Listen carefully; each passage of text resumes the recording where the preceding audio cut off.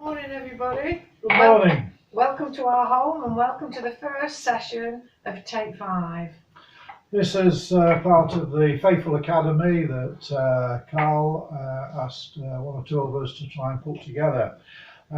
These sessions are called Take 5. We're going to have 5 topics during the next few days. Hope that you'll enjoy joining along with us. And there'll be others as well that will be doing this as well, not just us. There'll be other members of the church who will also be carrying on with some of their ideas as well. Okay, the first one. The first one, me and Rex thought we'd do the 5 senses. So we're going to start with taste this morning. So if you want to grab your favourite brew and join us just for 5 minutes. I'm going to read from a psalm, Psalm 34, verse 8. And I'm sure lots of people know these words. Taste and see that the Lord is good. Blessed is the one who takes refuge in him. Yes, taste.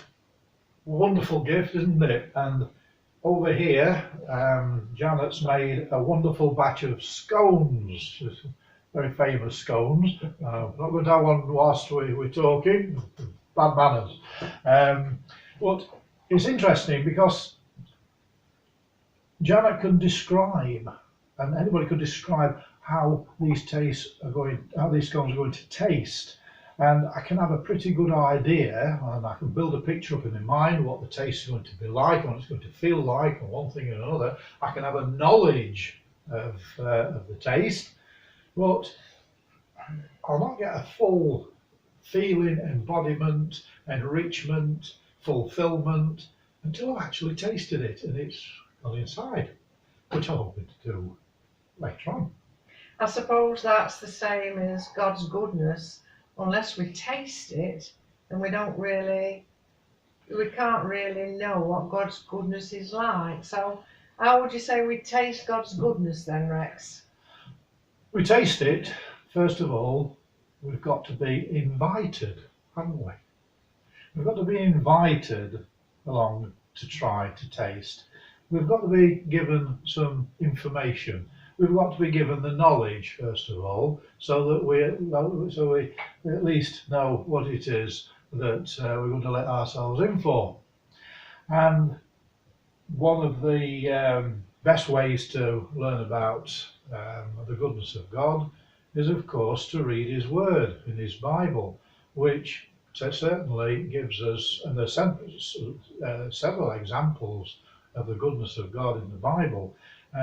Jesus himself is referred to as the bread of life, and he who comes to me will not hunger.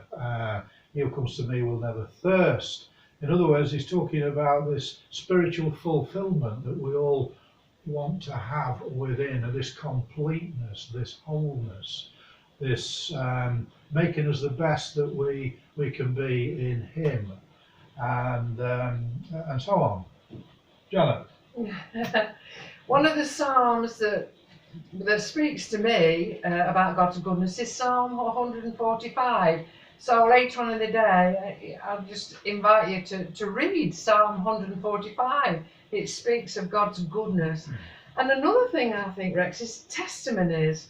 These testimonies that we've been having on Redeemer King really bless people, and you can see how God has touched people's lives, and the goodness of God really comes over. So I think that's an important thing as well. Yeah. Our testimonies. If we want to know what this is all about, what it's like, then obviously talk to somebody who's experienced it from first-hand information, somebody who's proved within their own life that this is it, this works, this is 100%, this is what it says in here. And there are testimonies that are on Redeemer King's site at the moment, as we know, and some great testimonies of people's life-changing experiences. So I certainly recommend that. Well, I think time's nearly up, Rex. Time's nearly up. That flew very quickly. Yeah, pass the scones over. I'm going to Right. enjoy one of those. There's one thing about God's goodness, you have to share it around. Ah, yeah. So, Rex, these are not all your scones. What a shame. Oh, well. You know where these are going? Yeah, I do. Over the The garden wall. See you again. Bye.